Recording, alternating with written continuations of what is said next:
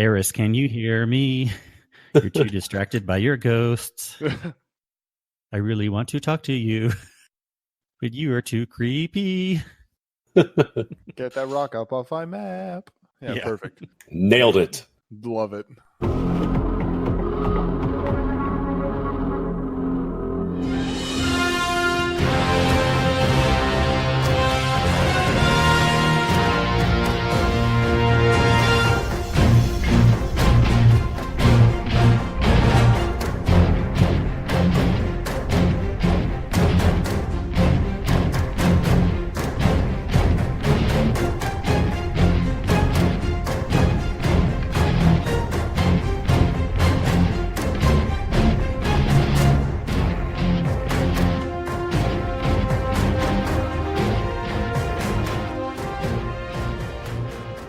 Cool. I will get us going. That's what Hello, she everyone, and thanks for tuning in to episode 33, the Guardian Hub podcast, where we talk Destiny and our experiences in the game. We spotlight different guests and communities and talk about uplifting experiences in the game. This is Kingsley, Mac, and Sin. And Sin, we'll keep that in. That was a fun little intro. How you doing, man? I'm good. How about you? Doing good. Are you actually with us tonight, Sin? I know you've been kind of working crazy. Yeah, those 4 12-plus hour days plus the drive left me basically no time to do anything this week, but I am now through it. I had today off. I did get to play a little bit, at least Tuesday night after the reset and update. But other than that, yeah, I'm good. I slept in today, so I'm well rested. I'm ready to go. Let's hit it. Ready to go, yeah. We're like, we need to do this before you are working again for another 2 weeks straight or whatever. yeah. We got till the next end of month at least, and it'll be more of a grind. But we do have a pretty good guest tonight, and I think it's timely that I have an adult beverage in front of me. This guy, one of the hosts of Drunk Destiny podcast. It is Dizzy. How are you? Hello. I'm doing well, guys. You know, it's a good night. I've got Destiny notes in front of me and a beer. Talking with two great gentlemen. I'd say it's a good night. Yeah, for sure. It's always a good night when you're here with us, right? Oh, definitely. Also, I do apologize. I think my dog is going insane for no reason at all. So if you see him, that's Oliver. He's the fourth guest, or the fourth voice. The fourth horseman. Before it's all good. Yeah. Perfect. Well, Dizzy, for those that aren't familiar with the Drunk Destiny podcast so far, how about we just start there and let us know? You can give us your synopsis of what your podcast is about. So the best way that I've heard to describe it so far is, have you ever heard of Drunk History? Now just make that Destiny, and that's basically the same thing. So what we like to do is sit down, talk a little bit about the world of Destiny, because it's me and my best friend, Dumpy. We didn't grow up together playing video games, but we've known each other for a long time. And since he moved away from the town we went to school in, and then I moved across the country to California. And it's like the best way that he and I can get time to just sit down and chat and talk. But then we also get to talk about Destiny and talk about really good drinks along the way. And we kind of have a little focus on some of the backstory and lore of Destiny. We're not like Bife or Beard Grizzly or super high up lore guys, but we just enjoy really good storytelling. So we crack open a beer or a good bottle of whiskey or rum and then talk about Destiny, and it's been one of the highlights of my week for the last couple of months, and we're having a blast with it. So yeah. But yeah, I appreciate you guys for having me on for sure. It's getting to talk with other folks in the Destiny community who just like doing the same thing. It's a cool thing to be a part of. Yeah, absolutely. For sure. I appreciate that you guys talk about the lore. I always mean to listen to some of these like lore things that are like, I mean, Bife has this 3-4 hour video. I'm like, when am I getting around to that? But right. When I started listening to your podcast, I'm like, okay, this is fun. This is chill. It's just a smaller bite-sized way of getting it going and stuff. Yeah. And we originally started out with like the first 3 episodes that we have are, what do you need to know about Destiny if you've never picked up the game before? Like, Yeah. What are the expansions? What is Destiny? Who are the bad guys? Who are the characters? And like, I know a lot of the people that listen to Destiny podcasts probably already know about that type of stuff, because if you're listening to Destiny podcasts, you're probably already in the community in general. But there was a couple of friends of ours that were like, yeah, Destiny's really cool, and I hear it's coming free to play. What can you tell me about it? And we said, well, we'll do it for a couple of people. And then we did the whole thing, and then did a really, really hodgepodge version of the complete storyline of Destiny over a bottle of whiskey. And whew, that was a little different.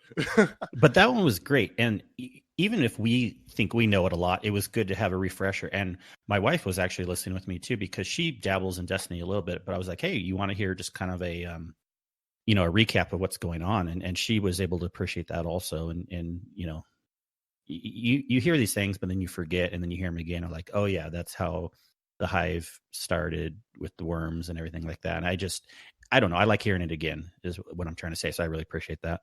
No, of course, man. Well, you're already beating me. I don't even think my wife listens to the podcast. So yeah, there you go. But no, I there's a lot of stuff that as you play the game and you're turning in bounties or playing Crucible or doing raids, it's like you kind of forget about the little minuscule things that might have been in a lore card back from Destiny 1 year or 2, and you're like, oh well, that makes so much more sense as to why we're on the moon and what's going on, and with Hash Ladoon and all that stuff. So yeah, we decided to kind of go back to the base, but the last couple of episodes have been a little lighter on lore because we had our first guest this last week, and we got into conversation so much the lore was just kind of on the backside. So yeah, we talked a little bit about Iron Banner and Saladin and what that means as Guardians to us in the tournaments and such. So yeah, it was cool. I enjoy talking about a little bit of lore here and there.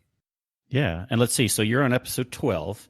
So what kind of was the impetus of starting? Had you always had the idea for a while, or was there any other Destiny podcasts you listened to that kind of gave you the gumption to start your own? Yeah. So I think it was it last week with the co-founder? I can't remember, but he mentioned that was recent. Was that yeah. Okay. Mm-hmm. Where he mentioned that like one of the first podcasts that he ever listened to was like Guardian Radio, like way back in the day. And it was the same thing for me until just before Destiny 2. So like middle of our Rise of Iron, Age of Triumph.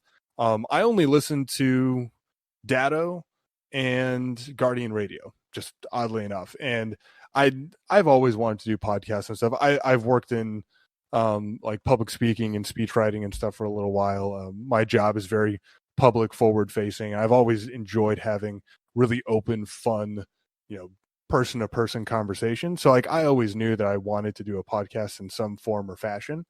But then my best friend Dumpy got Destiny right after we graduated from undergrad. Well, I got Destiny, and it took him like another year and a half to freaking get it.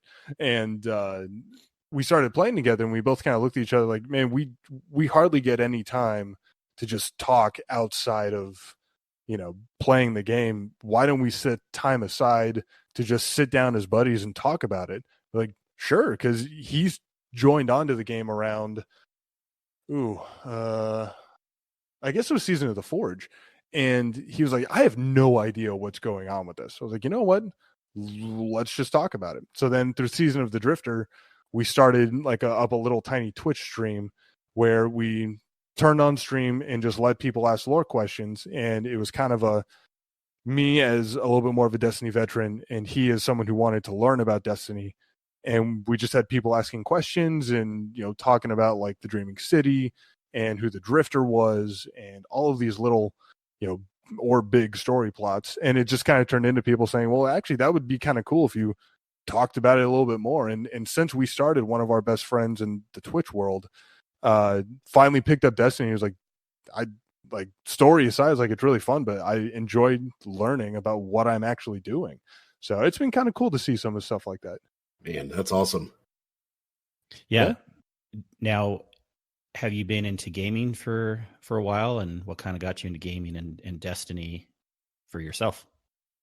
So I guess it's kind of the same story, just a couple of years back. So I had, for gaming wise, I played growing up. I didn't really have many consoles growing up, but when I was really young, I played with Super Nintendo for a long time, and then I jumped onto like the GameCube side and played Mario Sunshine and Wind Waker and all of those great, amazing games growing up, and then kind of got into the first person shooter realm around Halo 2, Halo 3, and just absolutely loved the products that Bungie turned out, especially Halo 3 and Halo Reach. And I played hundreds upon hundreds, if not thousands of hours of both of those, and just kind of stayed with that, and then kind of took a little bit of a break from gaming while I was, going through college and a few things. And then towards the end of that, a good friend of mine is like, man, you seem like you would be really into Destiny. I was like, I have heard about it, but I've never played it. And it was, right at the end of Taken King, he was like, dude, I really think you should get into it. And then I picked it up, and I had the spark of light, and the first thing I did was like go into the Dreadnought. And then all of a sudden, I know, and after the campaign and such, but like I walked into the Dreadnought and just kind of looked around, and I was like, I freaking love this. And just from then, it's been a hobby ever since. And as sad as it is to say, it's great in other ways. I haven't had a whole lot of time to play other games besides Destiny in the last couple of years, just because there's not a lot of games that gets all the itches out of the way. I think a lot of people can say that. Yeah, it sounds super familiar. Kingsley and I picked up Borderlands. I think was that was the first game that I really enjoyed playing outside of Destiny in a long time. I mean, not that any other game isn't good out there, but I enjoy Borderlands. But since since the expansion came out, since Shadowkeep came out, I haven't gone back to play it. Yeah. Yep. Destiny draws us in. Yeah. Yeah. Are you talking about Borderlands 3? Yes. Okay, yeah. Cool. Borderlands 3. Yeah, because I haven't even had a chance to play that one yet. I haven't even bought it, but that is one game that has come out recently that I would like to get into. And then another one is the new Star Wars game coming out. Kind of that open world RPG-ish type game. I'm really looking forward to that one. That might be a first day buy, but I'm not quite sure. But yeah, and there's some interest people are saying about the Outer Worlds. I might be checking that game out because I have a subscription to Games Pass. But yeah, there's a lot of good games. But I know what you're saying. I mean, we obviously, Sin and I feel the way about Destiny. Just kind of like, you see a certain thing in the game. For me, it was even just probably even the first mission in Destiny 1, and I'm like, whoa, what is this game? Like, this is fun. I haven't played anything like this before. Yeah, kind of in there. Yeah, and I think kind of after I got that wow factor of like, wow, this is a beautiful game. It's got, ups and downs, of course, as anything has. But I remember the first time I turned on, I watched that, I think it was one of the Books of Sorrow videos that Bife made. And then as soon as I listened to that, I was like, okay, I just got to dive into this head first. And ever since then, it's been like Destiny playing half the time and then reading a little bit of lore and, learning more about it and all the twists and turns. And yeah, it's a cool thing to be a part of. Yeah, absolutely. Yeah, I always wish I could get more into the lore. I'm into the lore. What I mean is like have the desire to read the tabs. I'll like scan through them like, I ain't got time for this. But then I'm like, man, I'm missing out. And then when I hear the lore, when I hear someone kind of like, just kind of like doing a shortened version, I'm like, this is actually really cool. How come I'm not spending more time, reading the lore?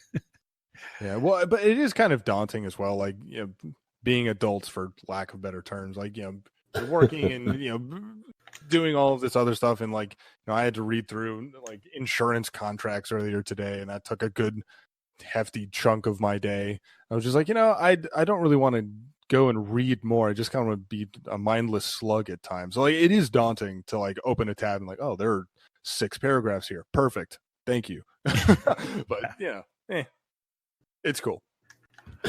If you had to say, rate it 1 through 10, how A through F, whatever, the state of the lore in the game right now, how would you rate it? Oh, all right. So I'm going to do 1 out of 10 because A through F isn't enough. Right? Yeah, it confuses me sometimes. But I would say like 8.5, borderlining on 9. I honestly think that since Joker's Wild, the lore in the game has steadily progressed. I think that we all kind of saw the lull in lore, just in game and story in general, from like Curse of Osiris and Warmind, and then it kind of ticked back up with Forsaken and the Dreaming City cycle, and Mara Sov storyline, and then we got into the Forges were, I thought they were cool. They didn't necessarily pique my interest a whole lot. But then once we got into Joker's Wild, it was like talking about the 9 and how that impacts our Guardians and like what the Drifter's doing to prepare for, the next impending doom. And then after that, we went into Season of Opulence, which I thought was phenomenal as far as like story-wise and the aesthetic. And it just was so cool to see, back on. I honestly think the Leviathan is one of the coolest places in all of Destiny. I might be alone on that, but I absolutely love the Leviathan. So it was cool to see that. And then once we get back on the moon, it just opens up even more. And I think that any time that we're dealing with like Hive sword logic or, really deep, dark lore, it's like my bread and butter. I absolutely freaking love it. So I think it's in a good place right now. And I think overall, most people would say the same. I love the story of the Hive. That they really interest me more than anything else, and Vex a lot also. But for some reason, the Cabal bore me more. It's interesting, but the Hive, tell me how you really feel. They bore me more, but I'm not saying I hate them. No, and actually, I'll kind of say the same. I like the Leviathan and Callus, but I think the overall like story of the Cabal are just kind of like, oh, these are giant space turtles, so go back in your shell. That's that's like it. So yeah. Giant space turtles. I would have to say that's probably a first for me on here. So, I think I've heard that one before. Well, so Dumpy actually, he thought that they looked more like space hamsters. I was like, no, yeah. I can't see space hamsters. Space turtles I can see. Hamsters is a little bit of a stretch, but yeah, hamsters is a stretch. Turtles, absolutely. There we go. Talking about turtles. Yeah. Tell us something that you really like about the game right now and something that you feel could be better in the game. All right. So I will say number one, what is best about the game is that I've seen so many people that have never picked up the game before finally playing it. I think that having because I was watching a couple of folks on Twitch earlier, and they picked up their Xbox, started playing with people, and then one of their friends popped off, and they said, "Well, what am I going to do now?" And then someone on PC was like, "Hey, I'm free," and then they just booted up their PC and started playing. I think that having that option to play with as many people as possible is like one of the coolest things that I've seen in gaming for a while. And actually, I think that the new Call of Duty is not like gameplay wise, but just the ability to cross play. I love being able to do that and spending more time with friends, because for me, a lot of my friends are not where I live, so being able to just put on a headset and talk to people as you're playing a video game is just peak for me. So that's what I would say as far as things that could be better.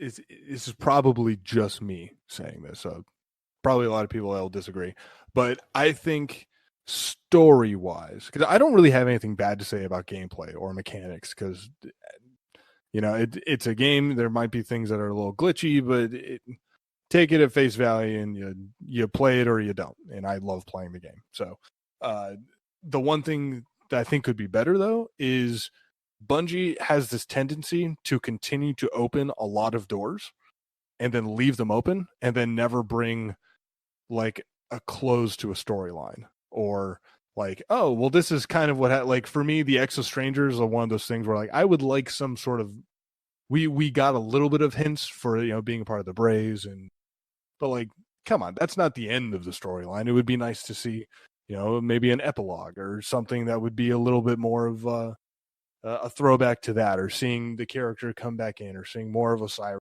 or which I think with the whole Vex thing going on in the tower, I think that there's a big chance we might see both Osiris coming up, and this is just theory, Osiris and perhaps Saint 14 as well.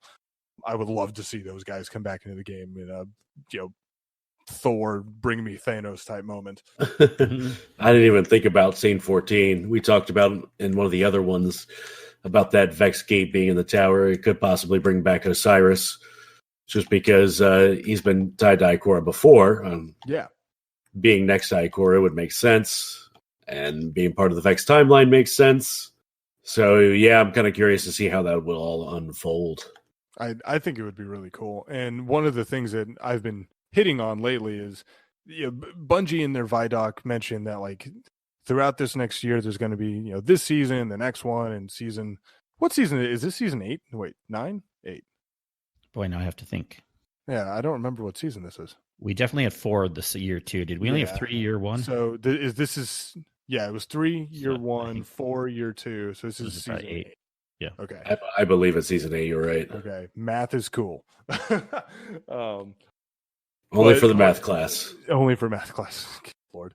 But like for this season through season 11, 12-ish, like during this next year, however many that they roll out, I would like to see this like bringing in of people that's like, oh, Osiris is in over here, and we'll see the Drifter make a comeback in his storyline, and maybe the 9 will pop up, and like all of these like people starting to come into the fold, and like at the end of it when we like shut down the Vex or not the Vex, but like the overarching Shadowkeep year is like this giant Avengers moment, and then all of a sudden the darkness fight is here. together. Yeah, just like boom, here we go, and then that starts like the next cycle of what we're doing next.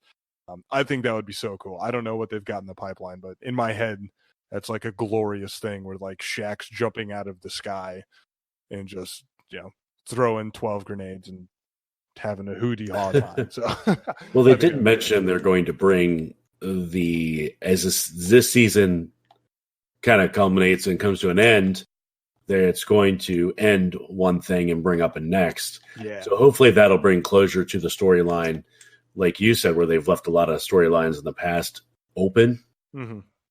Maybe they'll start closing these storylines as they progress throughout each season, which would be nice. I actually think that would be awesome.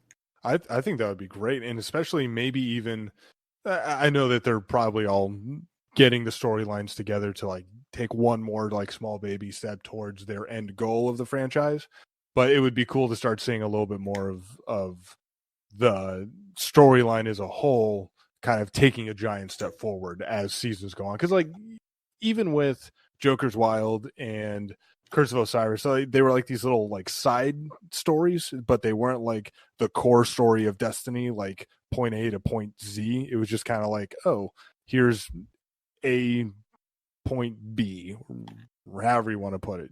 Like it would be cool to see just you pick up the whole thing and you shove it a thing forward. There you go. Yeah. But is there any like particular area of the lore story, or I guess seasons of Destiny that either of you two really enjoy? Oh man, I would say me personally, and Kingsley might have a little bit more opinion. It's hard for me to really keep up with the lore most times, just with work. I enjoy the core gameplay. I enjoy everything about it. Like I know that just the tidbits just from playing the story. I even got the lore book that the volume 1 that they put out. Oh yeah, last year was it? I put that. I bought that just because I wanted to check it out and read it. But I haven't had the time to actually. Well, I've opened it up. I just haven't read it yet, and I'd like to because I'd like to know a little bit more. Yeah, it sounds like every the Hive and the book Vex. Right. Audio format, I'm game. Yeah. Like podcasts, I listen to them every single day on the way to work. I have an hour and 15-minute drive one way. Audio format for me is a win. Anything when it comes time to reading, not a win. No, I get it. Well, and the big thing for me was, I'll let Kingsley. Yeah, Kingsley, you go first. What do you like? I'll get into my rant later. I mean, yeah, as far as like the story, I really again appreciate hearing about like how everything started, like how the Hive started, and the sword logic, and how they dealt with the worms, and now how they use those powers. And I really appreciate how the latest stuff just that we have, not just because it's the most recent, but it really, I feel like it is kind of tying things, maybe not tying them up super neatly, but bringing stuff back. Like I really appreciate we're back on the moon, and we're hearing more about Eris's fire team, and we're seeing these enemies that we've seen in the past. And it's not, as some people would say, recycled content. It's done differently. It's the enemies we've already dealt with, but we learn more about our history and why everything's going on again. So I don't know. I appreciate the new stuff, and I can't wait to see what's going on with the Hive. It seems like there's always stuff going on, and when will we finally deal more with Savathun and Crota? Wasn't there something that was said recently about we were going to deal more with some of Crota's other daughters other than Hashladun? I don't know if that rings a bell at all. A little bit. I will be honest, as far as the Hive stuff this time around, because of work and stoof, I haven't quite read into it as much as I'd like. I did read up a little bit on what is that new lore book called?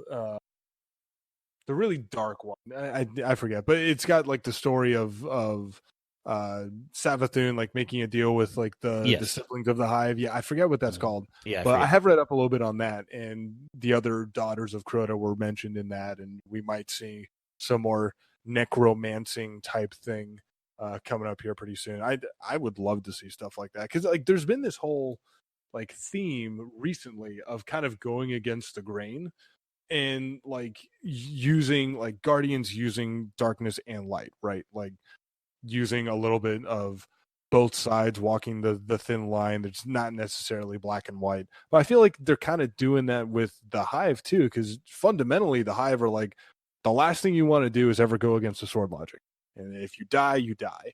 But then we see like Nokris, who is a necromancer, which is completely against what the Hive want. And then we see the whole instance with what's his name, Zolmak, the dungeon boss. Uh-huh. Yeah, and like his whole story thing was that he died, and then Savathun made a deal, and with some other of their weird cousin siblings things were, it's a long story, but then they brought Zolmak back. It's like, well, that's the reason why it's called the Pit of Heresy, is that, well, he was risen from the dead, which is against the sword logic. So I wouldn't say it's out of the question necessarily to say that we might see more of like old throwbacks to maybe Oryx or Crota. Maybe not them coming back, but maybe more throwbacks of like flashbacks of our Guardian doing something and seeing the presence of Oryx. Or I think that would be really cool, because it's just a cool storyline. Yeah, it really is. And yeah, I wanted to talk a little bit about, as we talked about our week coming up here, playing in the game, but boy, this new dungeon is amazing. I absolutely love it. There's aspects in it that reminds me of Kingsfall a lot, and it's funny when you were mentioning about Zolmak and what was going on. I did a little Reddit search, and because someone's like, "Yeah, what's going on with the lore in the new dungeon?" And if you have anything to add, that's great. But I read this thing. It says, "Okay, let me explain my best to say what happened." After the death of Oryx and Crota, the Swarm fought each other in the pit to become a new Hive champion. Zolmak seemed to be that champion. Then a bunch of heresy issued. So basically, Sibling 1 is put in Sibling 2's body by Sibling 3. Sibling 1 kills Sibling 3. Sibling 2 enters Sibling 3's body. Sibling 1 kills Zolmak. Big heresy, a weak being has killed a strong being. Sibling 2 kills Sibling 1. Savathun makes a deal with Sibling 2. Savathun makes deals with some of Crota's daughters, including one to remake Zolmak. So it's just craziness. Right, like that's some weird, like deep South kissing cousin weird stuff. Like that's weird. Yeah, no, I actually I think that was posted a couple of days ago. I read that up and was like, oh my god, I got to read this. And yeah, it's basically what happens. And like the way that they're trying to put the soul of one sibling into another is by her chanting the death song until she literally kills herself. It's like, wow, that's dark. So yeah, no, it's oof. Yeah, and I don't understand what's going on with Crota's daughters too, because of course we have the strong daughter of Hash the Dune, which we kill in the strike. But I feel like wasn't there a story mission where we go in down the catacombs where we kill another? Oh, to get the Deathbringer rocket launcher, we kill. I thought it was also a Crota's daughter there, or in the story mission, but that one seemed pretty weak. So like that one just kind of got a passing over. I can't remember off the top of my head if it's more of like a hierarchy thing or a family quote unquote thing.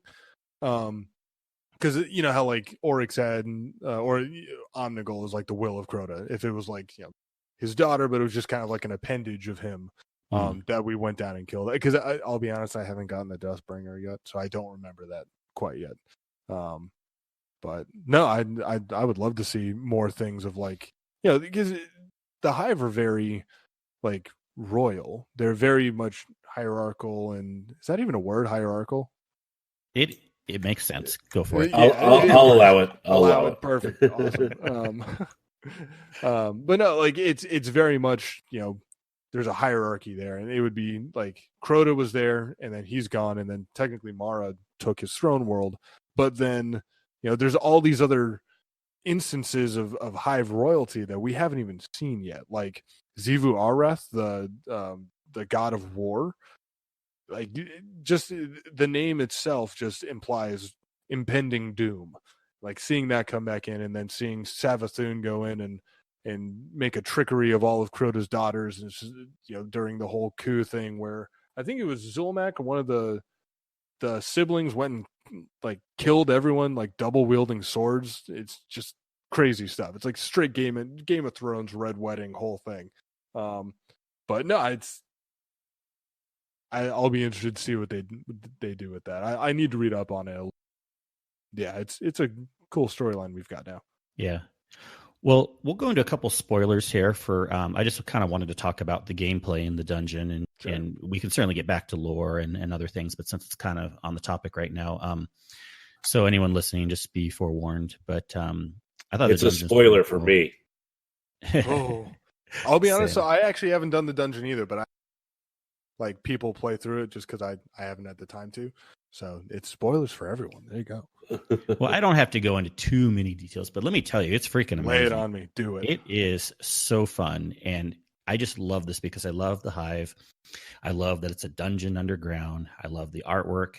I mean, I thought I loved all the Dreaming City stuff, and don't get me wrong, I still do. I love the Last Wish raid, but maybe just because this is new or it's Hive or whatever, it's like my favorite thing in the game right now. And it is just so fun. It's a little easier doable than what's the one now in the Dreaming City? The Blind Well? No, the other. I know what you're talking about. I can't remember. Shattered Throne. Shattered Throne. Shattered Throne was a little bit harder for longer at first. This one seems like it'll be more doable right away. I highly suggest everyone go into it as soon as possible. It is so much fun. There is 4.5 encounters, and I also recommend going into it blind because it's super fun to figure out. And you deal with these, I forget the wording. I never do much research before I go on the show, but like something about the followers of the sword something. And so many of the encounters, without giving too many details away, is just the typical. You would think like, oh, is this Crota again? You kill a sword bearer, and then you pick up the sword and use it the typical way. No, not exactly. There's some new aspects with the swords that I won't give away, but it's super fun. And then there's parts in the dungeon where you are getting chased by 3 immune ogres, and you're hiding in little holes and caves, and it's a game of hide and seek with these ogres. It's brilliant. There's never been any gameplay like this before, where like you're hiding in these little like hidey holes where like the hive worms go in and stuff, and you have to shoot them open and run into them, and sometimes they'll come out on the other side, and you have to get around the ogres or use a teammate to distract one while you run past one to take the orbs where you need them to go. So brilliant stuff. And then there's an encounter where let's just say if you certain jumping puzzles in King's Fall. There are certain things that push you that you might see in this one, but I won't say where. So you can maybe still experience it on your own. And then there's encounters where, like they show in the, it was probably my least favorite part of it, but still really fun, where they show all those little Prince of Persia, like little rolly spike things that are going up and down and left and right. And yeah. I don't know if you remember seeing that in the trailer, where you have to like jump over them or avoid them. That's kind of a fun area. And then there's areas where it's like the what's the encounter in King's Fall, where the totems encounter, where you, the Hive, worshiping the totem, and you have to open up the door. A very similar encounter to that in here before we finally get led to the final boss. And Zolmak is amazing, and I would describe him as like a fire knight or a volcano knight. He has like the most amazing fire effect that I've seen ever before. It's just brilliant. The artwork is amazing. You go down, like, if you think about how much you go down in Vaulted Glass, it's like the same idea, at least in here, but it's all Hive based, so it's pretty cool. Nice. No, so one of the things as far as aesthetically, even when they showed it in the trailer a while ago for the dungeon or whatnot, I only thought of like the Balrog from Lord of the Rings. It's the only thing I could think about when I saw, yes. And I think the reason why I like Shadowkeep more than the Dreaming City is that like the Dreaming City is like Rivendell, and then you get on the moon and it's just straight Mordor. That's just what it feels like, especially in the dungeon. It totally feels like it. There's like these castles that are underground. You think of the orcs and everything. It's just really cool. Just wait for Shelob to just jump out of a corner somewhere, a giant spider just eating ogres. Oh, it's terrifying. So we're gonna run that soon, Sen. Yes, absolutely. I am game. And the other reason to run, I mean, there's multiple reasons to run it, which is kind of cool, just like Shattered Throne. But two other reasons to run it: you can get the final Lost Dead Ghost that that Eris Morn has you go after. You have to finish all the ones on the main moon area first, and then she'll give you one last one that can be accomplished in the dungeon. And I got that, and I got a pretty cool emblem from that called Lunar. Let me pull this up here. Lunar Memoriam, which is way cool. And then another reason to go into the dungeon, of course, is the Xenophage quest, which we were talking about that a little bit in the pre-show. It's pretty cool too. There's like a little side area actually in the ogre area where you go through a hidden underground area to the side, and there's like a side boss that's not normally something you need to defeat, but you need to do that for the Xenophage quest. So it's just brilliant. Like, they are on point when they build these dungeons and these secret quests like 0 Hour and Whisper the Worm. I don't think they've ever gone wrong with any of these. Well, I dare say that I think 0 Hour and Quest or the Whisper, I think those are some of the most fun I've had in Destiny 2 for a long time. Like, running through 3 or 4 times to go to jumping down and then strategizing, then going back in all under a timer. It's stressful and fun all at the same time. I think they did a great job on all of it. I look forward to getting into the dungeon and running that a number of times. So I think it's really, really well done. So what other interesting things have you guys done this week? Anything you want to bring up? Go ahead, Dizzy, and then we can go to Sin on anything you guys have done in the game lately. Sure. Well, there's really not much to say. I played a little bit of the Infinite Forest for the Festival of the Lost, which I love what they've been doing with Festival of the Lost. Kind of like they took last year's and just made it the base level and then just threw a bunch on top. Like I probably spent 30 minutes just exploring the tower, going underneath where like Benedict was, seeing all those little ghosts and all the cobwebs, and seeing where one of the sweeper bots has just a giant pile of leaves. It's just cool. So I did some of that, did some of the forest, and then played a lot of Momentum Control, actually. What do you think of that? I love it, actually. I think pretty much on every podcast they've said it feels like SWAT from Halo, because it does. It feels great. Oddly enough, I have not pulled Jade Rabbit out in it yet. I plan to, but it's just fun. It's great. great gunplay. It might be over in an instant, but you're back in the fight within a couple of seconds. And you can't get mad at people for one-shotting you when everyone can one-shot you immediately. I'm having a blast with it. And for people that use scouts regularly, it's probably their bread and butter. Good Lord. I was going to say they finally found a way to make scouts more useful. Right. Everyone's down on the scouts, and it makes sense in the current meta. They didn't have the most useful utility, but with this mode, I mean, the scouts will one shot to the head. I think most of them do. What I was hearing. I heard the 150s were best from what I read somewhere.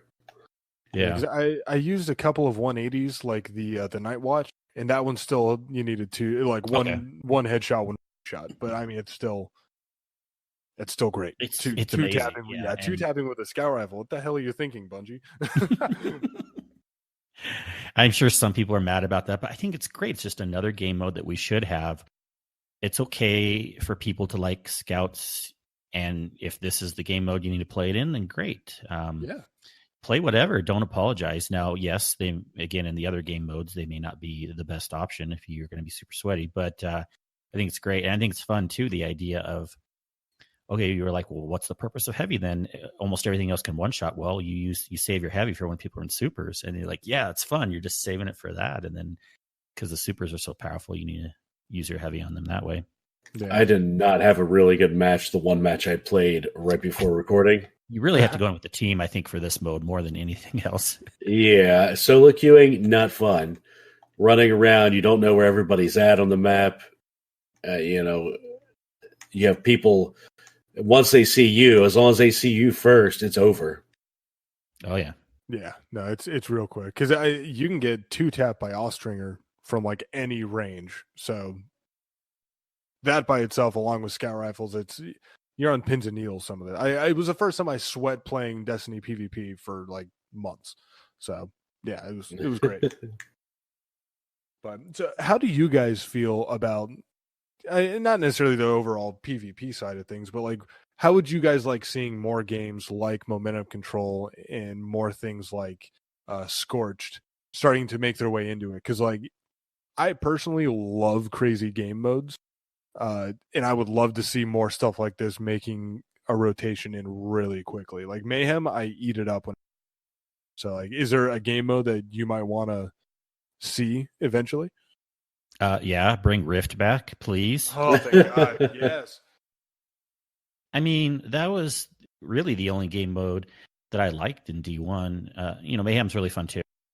But of like the quote normal game modes, yeah, I've been appreciating Crucible a little bit more lately, and I did want to mention real quick, by the way, because I did an experiment this last weekend, and I went into the solo comp playlist.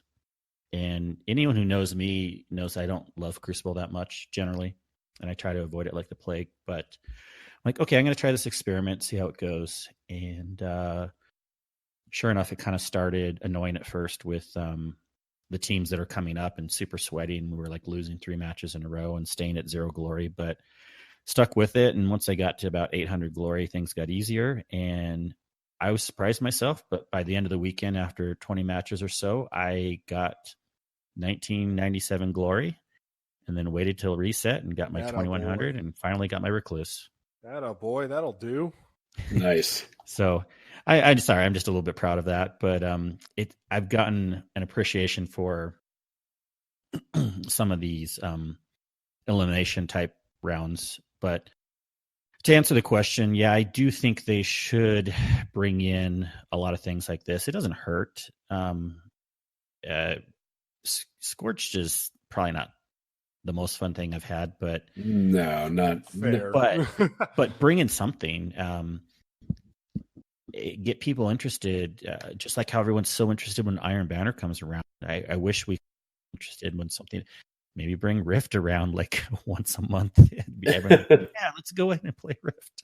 A nice rotating playlist with that. And who knows, they've been bringing a lot of stuff back recently with having the moon, with having, seeing old like maps. These old maps in Crucible.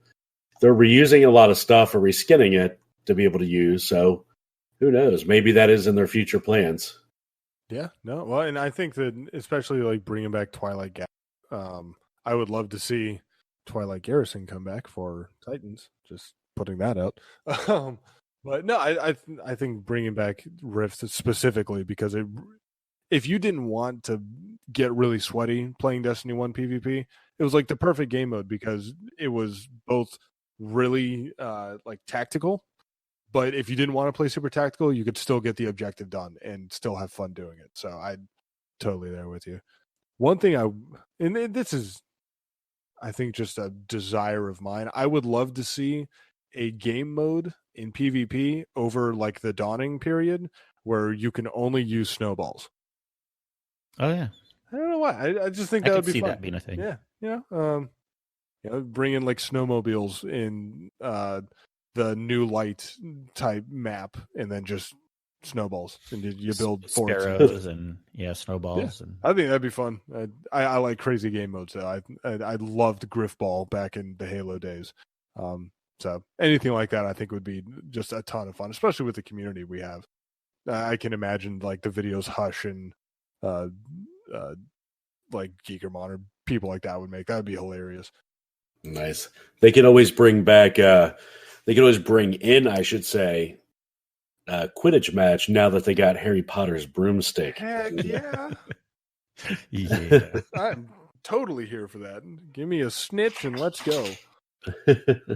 that's fun. And we all have to be wearing riding those broomstick sparrows. Mm-hmm.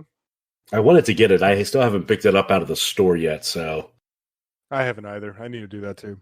Well, what have you been working on, Sin? Or what fun things are you looking forward to getting in the Eververse there? I'm looking forward to everything in the game since Tuesday and 2.6.1 released.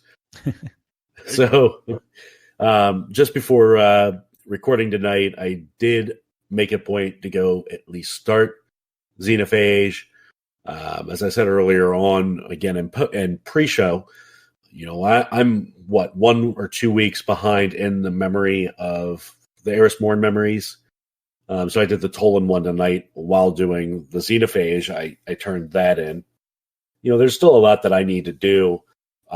A lot of these Season 8 bounties or quests that popped in when we first started Shadowkeep, it's a mess. I want to clear a lot of this crap out because it feels like I just got too much stuff to do and not enough time to do it, unfortunately. Yeah, I feel that one. The Undying title we talked about last week. I made some progress since last recording on the actual title itself. I went from like 1 of 14 to 6 of 14 fairly quick just by doing some Vex Offensive. Just having to do a lot of that, really. A lot of Vex Offensive, and I got that done. But there is a lot more that I really need to do. And I just find myself getting pulled in lots of different directions to be able to get it completed. Yeah, that happens. The fear of not getting everything accomplished, and there's too much to do in the game if you're not like a hardcore player. I get it. I appreciate that they have all this in here, so the people that have the time and want to play a lot have stuff they can go for. The Bungie would be stupid if they didn't have all this to grind for. But, and we've talked about this before, we need to find a way where, yes, we can be working towards things and feel accomplished, but I hope that people just don't get like, well, worst case, salty that they're not getting anything accomplished, or even just like fear of missing out, or just sad that they can't get things done. And sure, you can always get things done the next seasons, but then they keep piling more and more on. So what's the answer? It's certainly not making the game just boring, like nothing to do, like base D2 when it first came out. But how can they make this game appeal to the hardcore players, but not let us, feel like left behind? I don't know. It doesn't affect everyone the same way.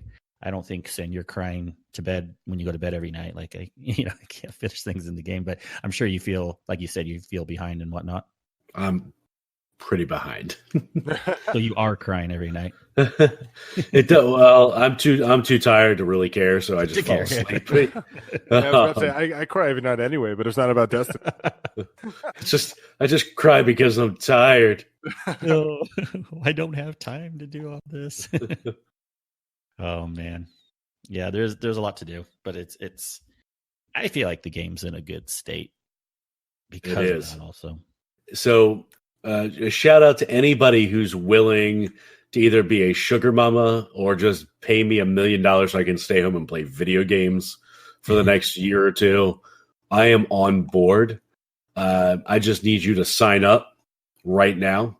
I will quit my job and play all the video games that are coming out. I was actually going to say earlier, there is one that looked kind of good, Death Stranding, that people have been talking about too in the Discord. Yeah. Plus we have, I'm kind of going now on a tangent away from Destiny, but Diablo 4, the cinematic trailer was just released today. Yep. That looked pretty darn good, even though Blizzard's in the public eye right now for not being, I would say, making some smart decisions when it comes to freedom of speech.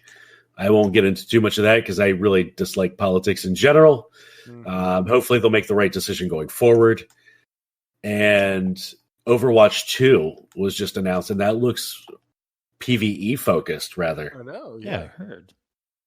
So, my tangent. Man, a lot of good games coming. Oh, no, that's... Yeah, I wanted to talk about miscellaneous stuff, too. I mean, yeah, there's so much going on with games. So much going on in games, so much coming out, so much to do, have to work. Life is hard. Right. Yeah, and for anyone that's listening, I'm fine for doing what he said just for half the money. So just let me know. Competition now. So we'll split it and we'll both do it. Perfect. I'm sold. I mean, we can even make it a 3-way if Kingsley wants in. I mean, I'm here I'll for let it. you guys. I'll let you guys go for it. My schedule can be flexible at times with running my own business. And then I have a customer that calls up and they're like, "I need some help." I'm like, "Dang it!" You know? And then they're 2 hours away. Oh yeah, I had to drive. No, a lot of the stuff I can do is remote or just within. Yes, but today I drove 2.5 hours from Salt Lake, Utah to Lone Tree, Wyoming to help someone out with some computer stuff. So it was worth the money, paid for travel time and all that. But that's still such a pain, though. Being able to listen to podcasts or videos or whatever, it's still just like stuff or time, because I'm kind of in the same boat as you. It takes me an hour and a half at least to get to work, and it's just time that you kind of wish you were doing other stuff, like either talking on the phone while in the car is not super safe all the time, so like it's hard not to talk to friends or play or get normal shit done that you need to. But so yeah, I totally feel that, and especially for hobbies like this that do take so much time, life gets in the way real quick. So I feel your pain. Do you get to listen to podcasts at work at all, or any other fun places you get to do that, or is it pretty much just driving around? I try to. So for me, actually, I take mostly public transit, just because I live in Los Angeles, and I went 18 miles the other day, and it took me nearly 3 hours, and it's just like, oh my God. So whenever I can, I try and take public transit. So I listen to as many podcasts as I can. Definitely try to listen to Destiny Digest whenever I can get the chance. Love that. And then DCP, Planet Destiny. I've listened to them for a long time. Some really cool folks in the community that you get to listen to. And then another one. Have you guys ever heard of the Weekly Planet from Mr. Sunday Movies? No. It's great. It's 2 Australian blokes, and all they do is talk about like comic book and movie news, and that's it. And it's some of the best podcasting that I've ever heard. Would highly recommend for anyone. Weekly Planet, you said? It's the Weekly Planet. Yeah, and he is down. His name is Mr. Sunday Movies over on YouTube. Big movie reviewer and stuff, but they're very fun to listen to. It's not in the world of Destiny, but there's so much outside of Destiny. It's cool to listen to other stuff too. So I would highly recommend those if you've never heard of them before. But so since you've got time on like your commute, so is there any particular podcast or anything that you try and like absolutely listen to every week? Well, we can't. There's so many that we love to promote. We can't. Yeah, we don't have time to listen to them all. But so I don't want to like. I try to play favorites, but I just hit the subscribe button on the Weekly Planet. But I tell you, everything in my feed. I'll tell you all my library. Now there's some that I've actually deleted past podcasts on that I've been so far behind I just couldn't do it.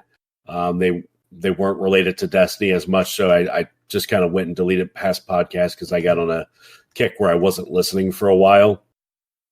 But I have my library here. I have Just Some Guardians, Destiny's Massive Breakdown. I just added the Weekly Planet. I was listening to Gary V for a while, but he put out too much content and it kind of went into everything else. Of course, I listened to Destiny Digest. I had the Destiny Community Podcast, Spawn Camp Council. I listened to for a little while.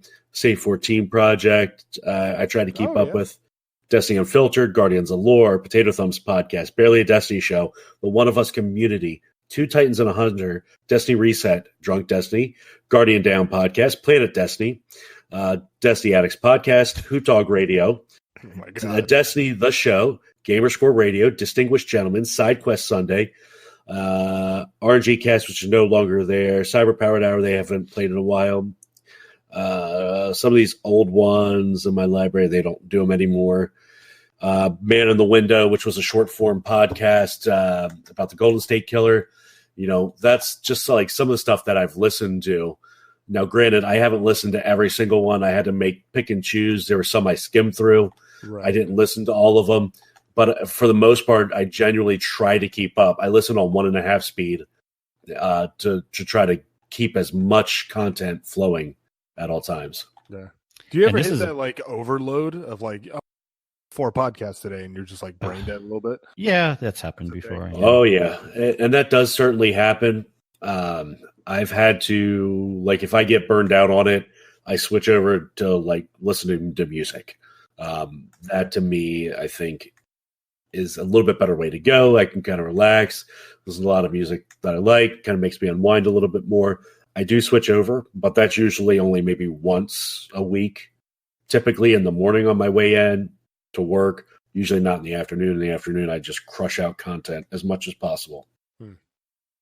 Crush it out. Man, there's so many. Yeah, I pretty much concur with your whole list. Yeah, I mean, that's a long list, man.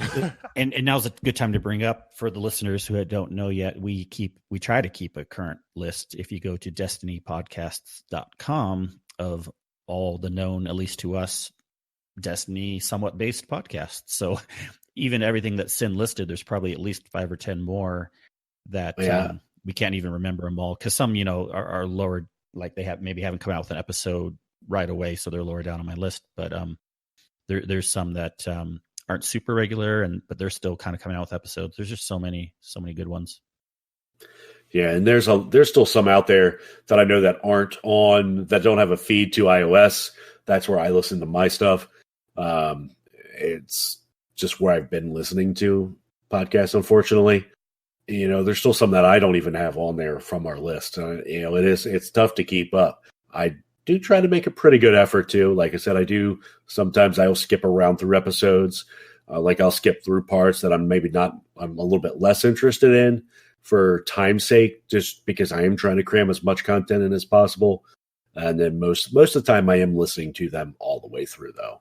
There's very few occasions I'll skip through just to get through some content that I'm not necessarily interested in, just to get the meat and potatoes that I want to hear. I always skip through ours. I literally mean that. Mine. Yeah, when I'm trying to do show notes or whatever. I have a bad habit. I record, I listen to it, I take my sweet time, I guess you could say, editing it, because I usually get picky, or like I try to not be picky, but then I end up being picky anyway, editing. And then I go back when you release it, I listen to the whole thing all over again. So I basically experience the same episode 3 times every week. I mean, that's pretty awesome. Maybe like 1.5 times for me, but you do you. Yeah, right? Oh man. There's nothing better than just sitting in the car listening to yourself talk. I've listened, fully back to some episodes of it before. I know what you're saying, Sid, but sometimes like I don't have time for this. I already know what I talked about. Let's move on to another episode. Yeah, I know what we talked about, but it's about, what if I miss something during the editing process? I want to hear what it sounds like that everybody else hears it. Right? You have to remind what you said so you can play the game. You're like, what's going on in the game? I got to remind what I said. You're right. Well, and for Drunk Destiny, sometimes you don't even remember what you're. So you have to go back and listen. So it's like, oh, dear Lord. Talked about that? Oh, I was drunk. Yep. That's happened more than a few times. So yeah. Speaking of, take a drink. Okay, sure. Yeah, I got to finish this beer. Oh yeah, I want to talk about Los Angeles. I grew up in Southern California. What area are you in? So I'm in I'm in the Valley area instead of like proper. So I'm about an hour right out downtown. It's a nice part of town. Like between like the Sherman Oaks, Van Nuys, and then like North Hollywood area. Around there, it's been some really, really cool folks that I've met here that are in the Destiny community. And then one of my best friends that I met from Twitch, actually, he's down towards the Long Beach area. And we try and make it a point to, at least a couple of times a month to get together and have some good beer, because there's some really good beer out in SoCal. And I've yet to be super disappointed by anything. There's been a couple that have been but it's a cool place to be if you just want to go grab a brew somewhere. Because there's actually a little brewery a block and a half from my house, and it's perfect. So, yeah. How's is the fire put out near the 405 near Getty Center? Yeah, that was terrifying, actually. So this last Monday I was driving, and it was 6:15 in the morning, and traffic is pretty much at a standstill. And I come around the corner, and the entire wall is on fire. I mean, and like that was rough. Like even the filter in my car couldn't get the smoke out. So that was a welcome rude awakening. But it's out so far. There were 2 pretty severe fires within a week of another that were just a couple of miles from my house. So it's luckily I haven't heard anything super serious, and it's been contained and all good. But there's fun stuff going on for sure. Yeah. I lived there until about 2000. I lived in the kind of the trifecta where Los Angeles, San Bernardino, and Orange County all met up. I don't know if you know Diamond Bar area. Yep. And Roland Heights is technically where I lived, and didn't get over to the valley too much, but I'm very familiar with that area too. So nice. Yeah. There's some cool spots around here. I haven't had time to get around and find cool spots. However, I did find one bar called Scum and Villainy. And it's a Star Wars Cantina bar in Hollywood. Whoa. And it is just delightful. You walk in, it's just dun, dun, dun, dun, dun, dun, dun, dun, dun, and then you get your blue or green milk, and they've got like they've got like Game of Thrones themed stuff. They have Pac-Man themed drinks. You can roll a Dungeon and Dragons dice, and then they choose what drink you get. It's really cool. That's been one of my favorite spots so far. That does sound interesting. Yeah, if anyone in the SoCal area or in the Los Angeles finds somewhere, look up Scum and Villainy. It's a lot of fun. Yeah, for sure. Yeah. So one of the things that we do on our show is anyone that we have on every night we do this thing called "What Are We Drinking Today?" And we get to describe what we're drinking. So, do you gentlemen mind? Do you still have your beverages? Yeah, dude. Yes. Yeah, let folks know. We're what adult beverage were we sipping on this evening? Kingsley, you can take this one first because I told you pre-show mine was such a dad drink. So But I actually wish I had yours right now. But I just have a couple of things that I just had in the fridge. I haven't opened the second can, but I just started with a pumpkin stout from a local brewery called Wasatch, and it's all right. But just something I had. And then I also have there's a better one called Bohemian Brewery. They have amazing, it's like a German restaurant, and of course they make their own beer too. And this is a amber lager. So I'm looking forward to that. But yeah, just a little smorgasbord tonight. But yeah, Smorgas. What do you have, Sin? That sounded tasty. Well, I have, because I don't have any beer right now, and I didn't feel like doing any wine. I thought I had Sprite in the refrigerator, so I started to pour myself a drink. It was, I did some crushed ice in just a container, or a glass rather. I did some triple sec, decent pour triple sec. And then I did the Absolute Mandarin. And because I didn't have the Sprite, I used like an orange Kool-Aid on top of it. So, was it just sitting on top? I poured it on top of the Absolute Mandarin and the triple sec, and really it's all orange flavoring, so it really does go together. So there's really nothing wrong with it overall, like as far as flavor profile, but it just wasn't. It was like a last minute put together. Yeah, like it wouldn't be your first choice if you had to choose all over again. Right. Yeah. I mean, if I'd have known that, I might have would have just like not been lazy and just opened a bottle of the red wine and moved on with life. But that can be too much work sometimes. Yeah. Yeah. It's fun just kind of mixing stuff together sometimes. There was actually a game we used to play where at some restaurants, if anyone's working in the service industry, sometimes at the end of like a week where you've got like, one tiny little shot or less than a shot in bottles, like, well, what do we have? Let's just mix it all together and see what we can make. And I still do that sometimes. Like, oh, you've got third shot of whiskey and weird triple sec thing, and like here's a weird liqueur like Benedictine or something that no one knows what the hell it is, and it's like, oh, let's just try it, and it's usually terrible. So but, right. Yeah, right. But tonight actually I've got two really good options. I'm drinking a Mind Haze hazy IPA from Firestone Walker. Quite tasty, a little citrusy, a little cloudy. Would highly recommend if anyone can find it.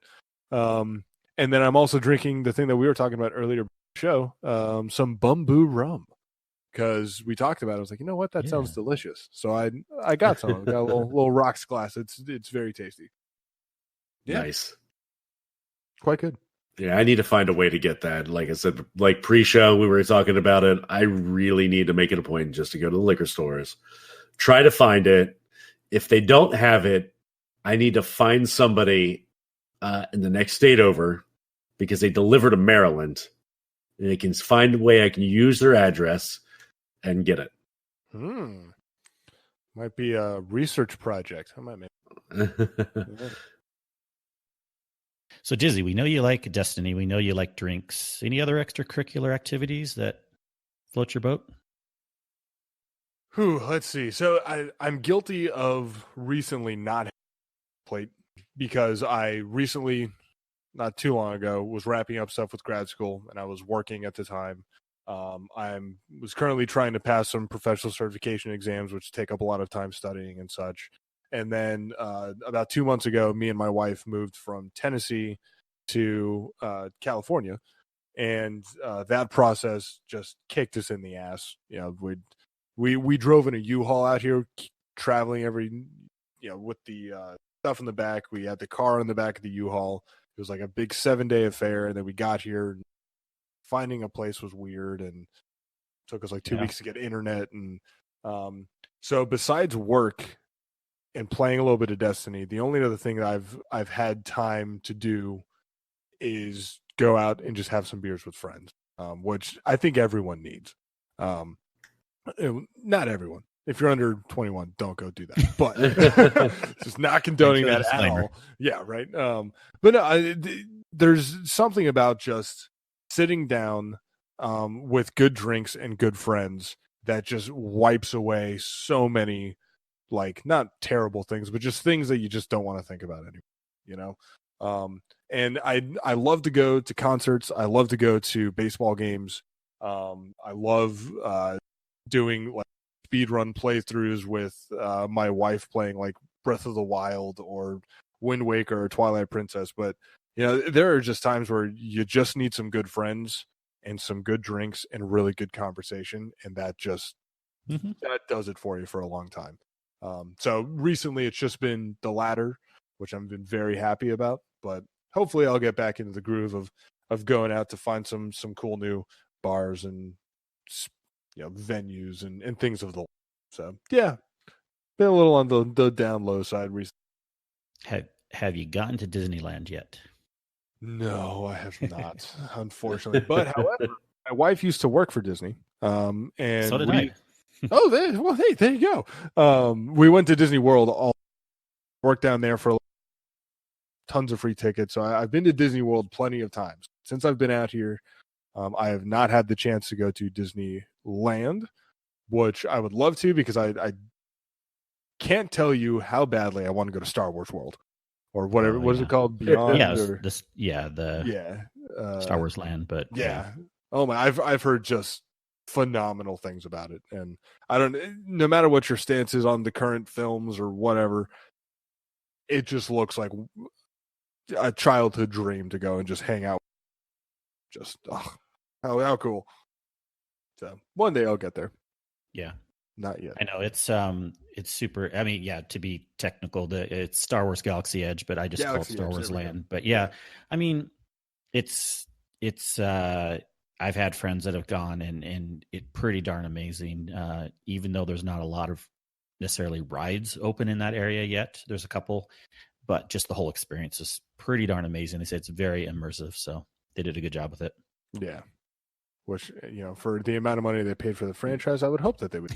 So there you go. And for the amount of money they charge guests, yeah, it better be a good experience. They better. It better be good. Pretty much. Their Star Wars blue milk that they sell, it's kind of like a, they say it's like a coconut. I'm imagining like a pina colada flavor, you know. I'm guessing it's like $5 or $10, you know. Yeah. Who knows? Yeah, I'm sure. Much, so. Yeah. Just so how about drink, you? Right? Yeah, well, yeah, not to mention the cup and straw.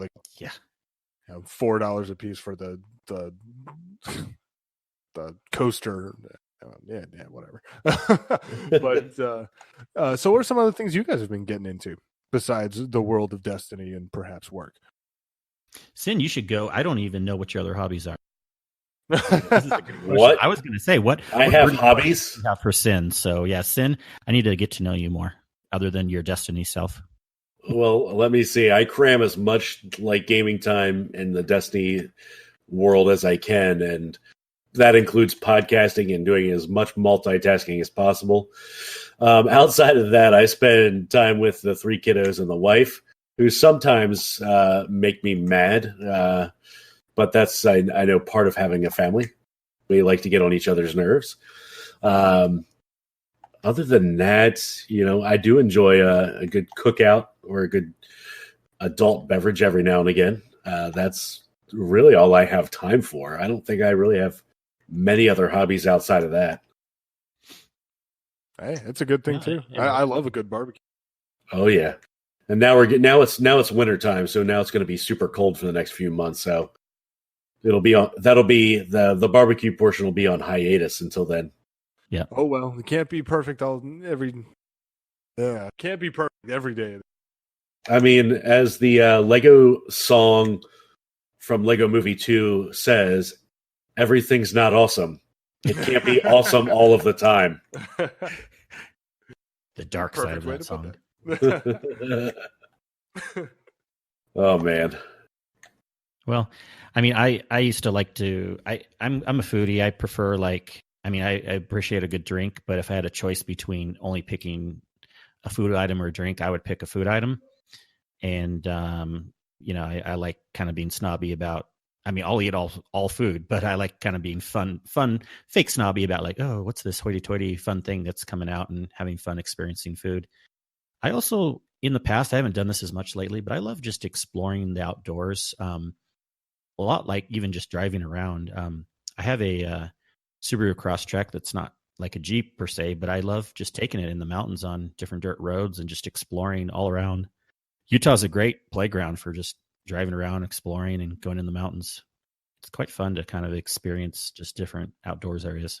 Yeah, I'm sure. Yeah, when I lived in Tennessee, that was a big part. Since we heard the dog earlier, going on hikes with the pup, one of the best ways to just kind of reset everything. I used to live in Arizona, and doing the hikes up in the desert mountains, and just up through just walking by saguaros, and sometimes doing it on horseback. It's so much fun. And I've never been to Utah, and like to one day, because I hear nothing but great things about the scenery and the things you can do and the places to go. So definitely. Yeah. Well, if you ever come up, I'll buy you a drink. Ooh, I'll buy you two. I'll buy you three. Yeah, well, we'll just keep going. There we go. All right. When is this scheduled? Because you all are going to buy too much. You're not going to drink it all. You're going to be drunk and passed out. And I'll just pick up where you all left off. Sounds like a plan to me, man. Just give me a time. Do it at Guardian Con. Let's go. And then we got to go over to Sin's house, and he'll make pineapple upside down cake for us all. All right. Oh my God, that sounds delicious. But actually, real quick, just back on the you said pineapple upside down cake. So circling back to the foodie thing, what are some of the cuisines and stuff that you try and get to for the thing that you really enjoy? Definitely, my favorite overall would still be types of Mexican food. Oh, and growing up in Southern California, I was able to pin that down more and be a little more authentic with it than other people would say when they say Mexican food. So I really love coastal, Baja California style. So you got the seafood tacos and burritos, and I also really like the moles type, good enchilada sauces, good mole sauces with an enchilada or just some chicken or whatever. But I'll take any type of Mexican food, Taco Bell. I mean, whatever. and then probably my second favorite is Indian Taco food. Bell.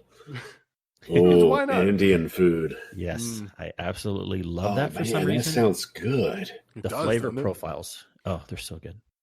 My wife loves Indian food and curries, and for some odd reason, it's just not my particular thing. I love Middle Eastern, Mediterranean stuff, but I don't know, something about Indian food just most of the time just doesn't sit well with me, which is really sad because it's delicious.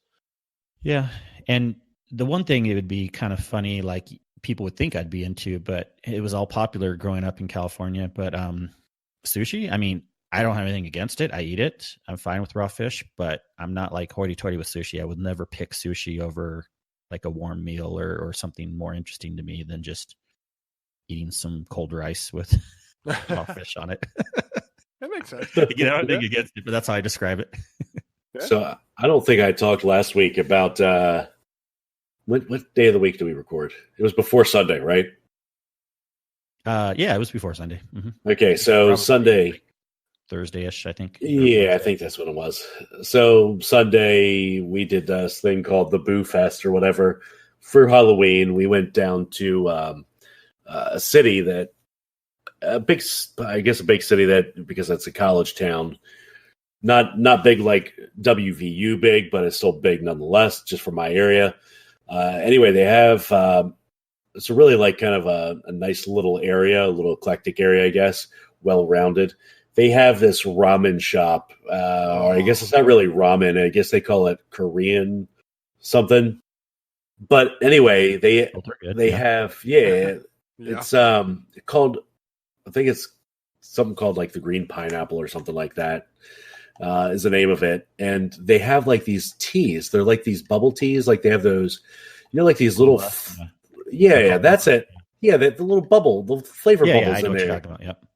They were excellent. And they also have ramen, different styles of ramen dishes. and it was really good. I really want to go back and try it. Unfortunately, we got it to go because we had to do we had something planned right after we had gotten it and ordered it. We weren't really thinking on our part when we did that, but we ended up eating it in the car. It was still warm, mind you, but that, even not normally how it would come out in the bowl and fresh hot, the fresh hotness, I guess you would call it, was still really good. So I'm excited to try that again. Nice. Oh, Yeah. Well, and for me and my wife, ramen is just one of our favorite things. Any chance that we get to go to an authentic ramen or pho place is just top of our list. So good for you. So good. There's actually a spot right next to us that is just top notch. So I'm happy. I got beer on one side, ramen on the other side. Oh yeah, and you'll get that a lot a win. in Southern California. Really good. There's a great Asian cultural food down there too, so you'll get that a lot. Yep. Yeah, it's actually one of the main reasons that, not the main, but one of them that made me excited down here was just the diversity of food and cultural ways to eat and enjoy spending time with people. Just because like for me, sitting down for dinner or drinks and with friends is just one of the best things in life. So if you got good food and good drinks and all that, just you're in a good spot. So yeah. That's usually my Sunday, is typically trying to do that. It's either family and or friends. Family, just having both, everybody here. That's where the grilling out is nice, especially during the summer months. You get a nice barbecue, nice drink, friends, family, everybody's all together. It's a good time. All right. So let me ask. This is another on the food thing. So what kind of barbecue do you prefer? Do you prefer Kansas City or like Texas or Southern? Oh, Yeah. That's actually a good question. Right? I was not ready for that. You're welcome. Texas, Texas, my man. Yep. Texas. Yeah. Definitely Texas. Yeah, I would lean more towards that. Co-founder and I had Texas barbecue when he came into town. There's a place in Salt Lake that is based off of Texas style. I'll eat it all. I appreciate it all, but I definitely love that. Yeah, if it's food, I'm brisket, eating it. It's so good. Yeah. So I'll say a little fun fact real quick. My wife, her brother, he went to culinary school in New York, studied under intense chefs and such. But his goal was to always open a Texas style barbecue place. And a couple of months ago, he opened up his.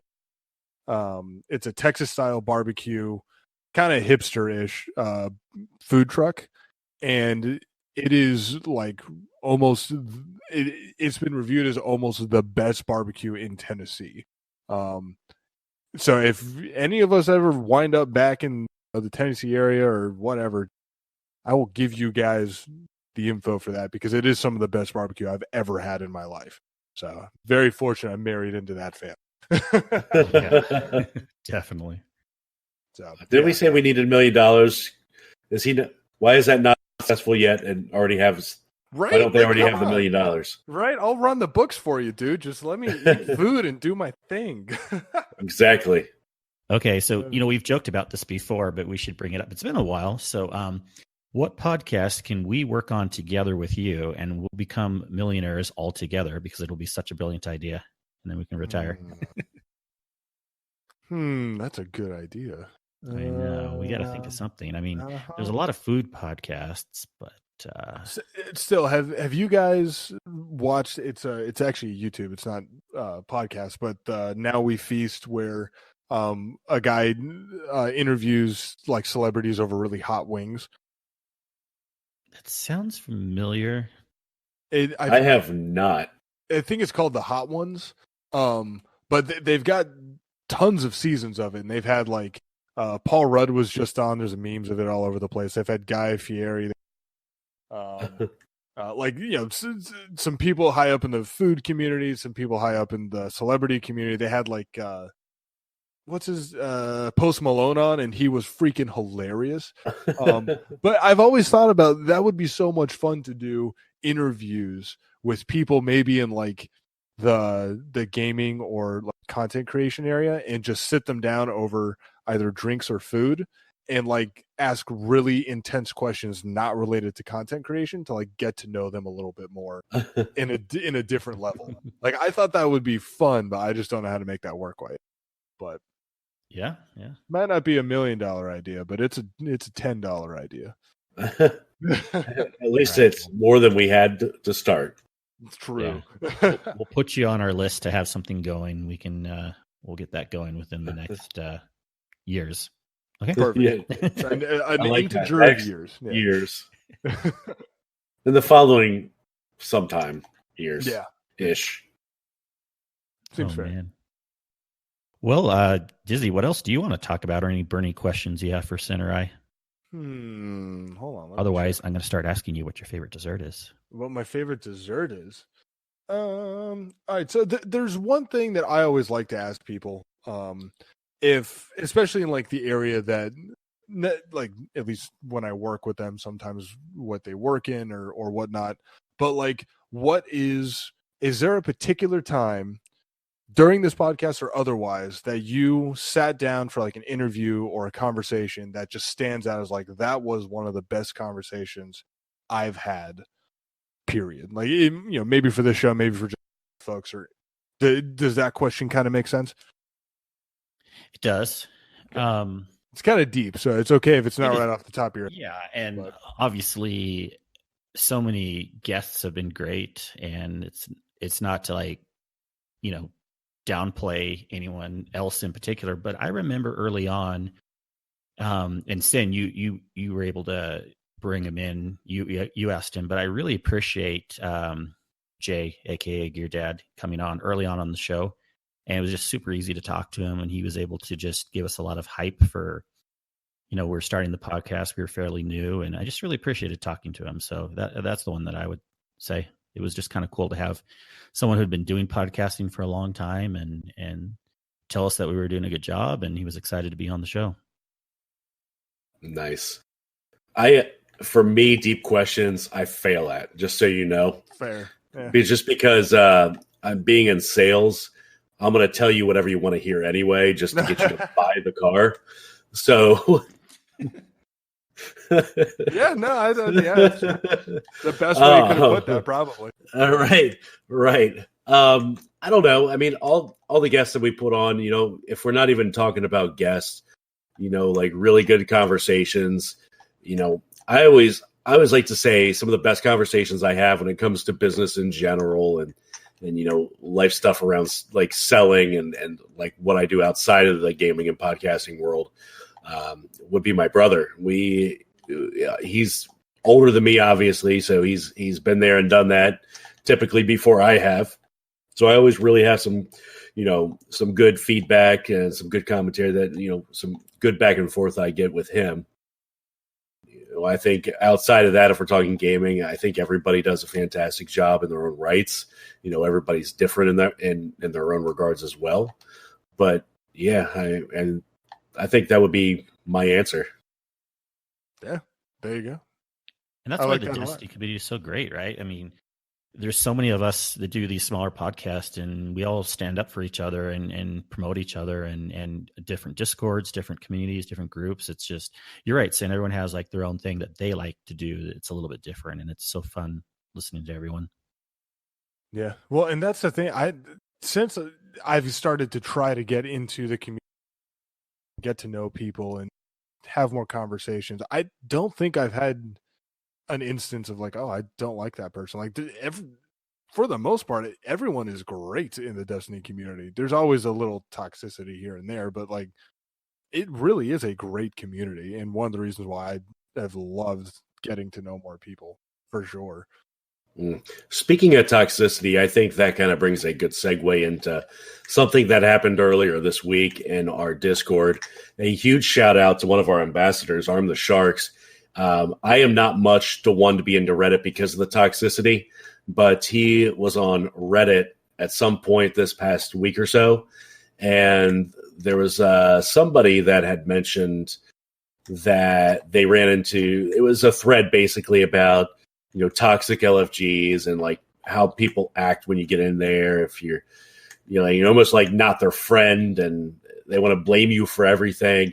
He posted basically on our behalf, again, one of which why he's our ambassadors, people looking for like that non-toxic community, basically.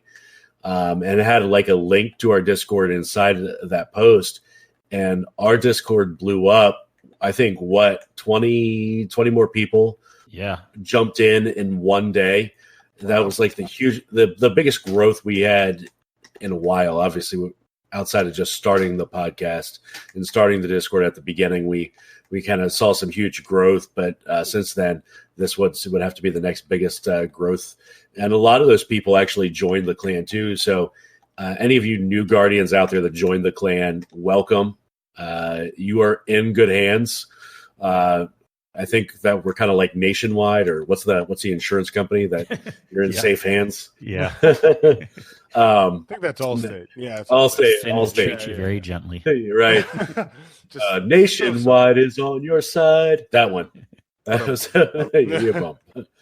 But anyway, yeah, welcome to all the new Guardians. I think we appreciate you coming over. If you need anything, we are here. We saw a lot of them already communicating in Discord. There's been a lot of good conversations, especially today. I saw one about kind of like that pop goes punk or punk goes pop sound. And I know Arm the Sharks was posting some links to some Spotify songs.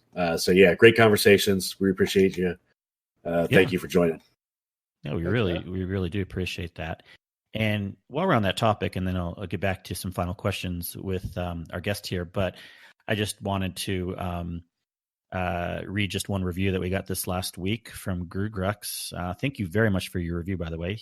He said, I would have given 10 stars, but only 5 are available. Both guys are great, and the guests are top-notch.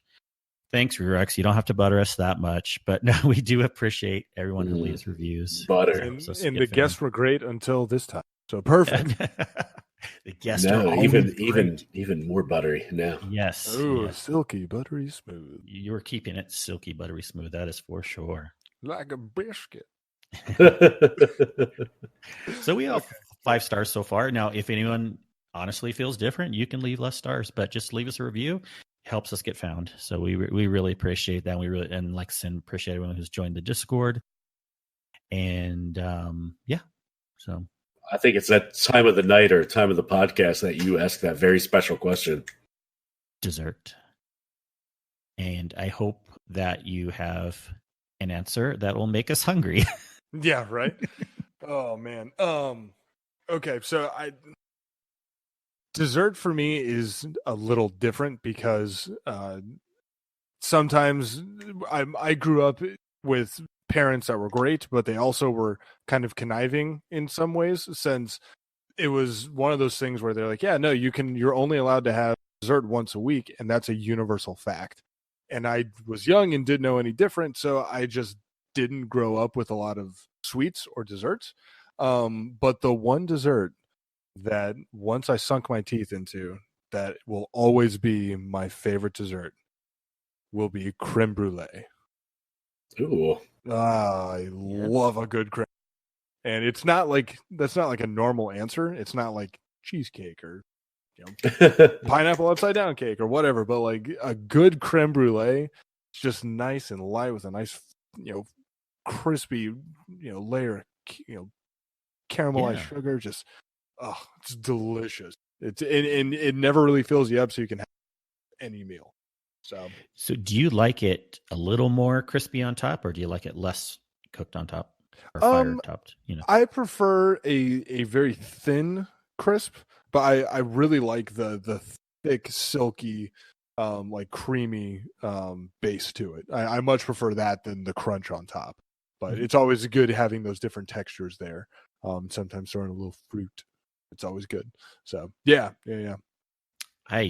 I can put my stamp of approval on your answer. Not that you need that, but yeah. Good. I want to say that is the first we've had a creme brulee, right? It is. Couple key lime pies. I'll add that to the list. Oddly enough, if you have creme brulee and then add it with that bamboo, that is a game changer. Fun fact. I need somebody who lives in Maryland stat so I can Get that ordered ASAP. We'll make it work for you. Yeah. Well, man, we had good talk about dessert, good talk about Destiny, good talk about drinks. Wait, these are all D's. Triple D so far. What else? Yep. What's another D thing we can talk about? Oddly enough, so there's an Dick Cheney. Dick Cheney. No, we didn't have good discussions about that. Go on. Dick Cheney. Yeah. Dumpsters. Dumpsters. Diners, drive-ins, and dives. And we got Dizzy. That's a D. Yep. Yeah. And, There's actually a long-running joke for the Drunk Destiny area, and people in our Discord and like on stuff will call it, "Welcome to Dizzy's Drunk Destiny Diners, Drive-ins, and Dives Dungeons and Dragons Dumpster Bonfire." And it just every single week it keeps getting longer, and people keep adding more onto the D, and it's just getting ridiculous now. So yeah, Nice. That's dank. Oh, perfect. Or we could go back to last week, and that could be like Totes Eat Yo. Totes eat you. Totes. There you go. Actually, one last question for you, Sam. Oh yeah, go for it. From Drafty, actually. He wanted me to ask if you miss getting up early on Sundays for the Destiny Attic. I gotta ask, where was that question posted? In the Drunk Destiny Discord. Oh, Yeah, I asked a little bit earlier if anyone had any questions. He was like, "Yeah, you should do that." Okay, cool. Drafty. That's great. You're is there. Yeah. every freaking where. Oh my It god, really is. Yeah, and I tuned in to watch T-Bot earlier, and he was just there, and I was like, hey, "This guy's everywhere, man." Yeah, if he's not chatting, I he's try to be lurking. everywhere too, so I feel bad. I don't think I'm there yet, but I will be there soon. But Drafty, dang, you're awesome. Right? Yes. What a guy. All right. So the answer to that question is I do miss the guys over at Destiny Addicts Podcast. They were cool cats, but I don't miss getting up on Sunday mornings because that was my only time to sleep in, and I had to get up early. Seems fair. Yeah, I can imagine. Yep.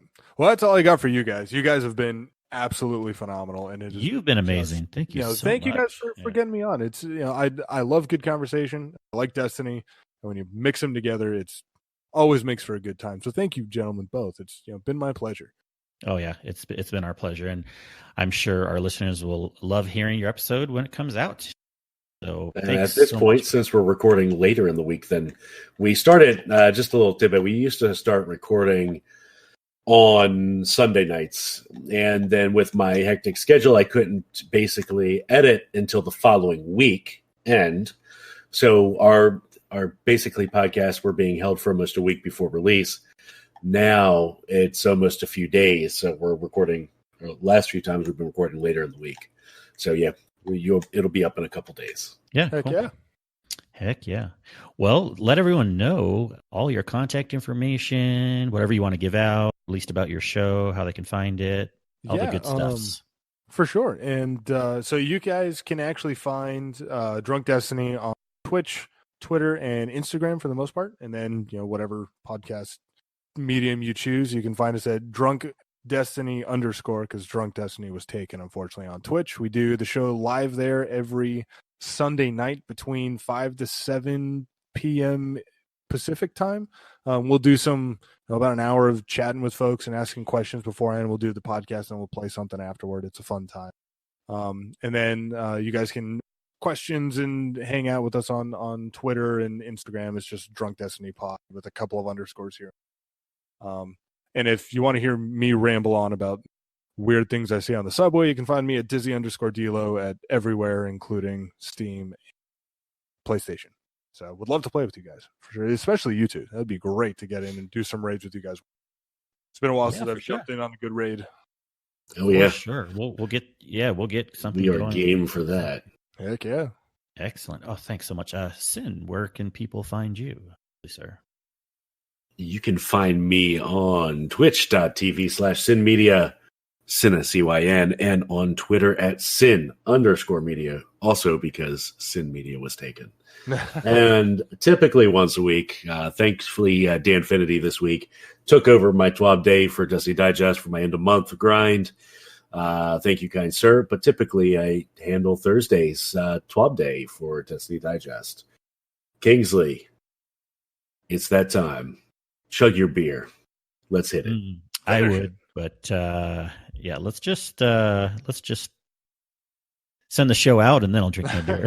But yeah, you can, okay, I'll take a drink right now and make the listeners wait. No, it's okay. It's okay. We'll cut it in post. We'll edit it in post. Yes. That's what it's for. Yeah, people don't need to find me. I'll just drink my beer and we'll go out. But let's at least give the show. You can find us on Twitter as The Guardian Hub, and our website is theguardianhub.com.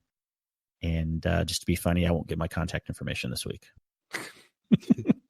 You can find Kingsley at AKA Gear Dad pretty much everywhere. You can find us in the Discord. That's the best place to find us. I mean, we do try to go on Twitter occasionally, Twitch, things like that. But really, I can't stress enough, people join some Discord. There's a lot of good ones out there, because I hate to hear these stories too about people that have bad LFG experiences. So join a Discord if you're just listening to this podcast and haven't joined one yet, and hopefully your experience of the game will be better. That being said, well, again, we want to close out the night saying we are very grateful having you on this evening, Dizzy. Thank you so much for being a wonderful guest. Why, thank you. Thank you guys. And everyone to the nth degree. Yeah. Check them out. Check out the show. Please give them some love. Well, or don't. Yeah. Or no, do give love. Do give love, yeah. or else we will go after you. Fair. But anyways, listeners, thanks for tuning in one more week, and have a good night. Bye. Goodbye.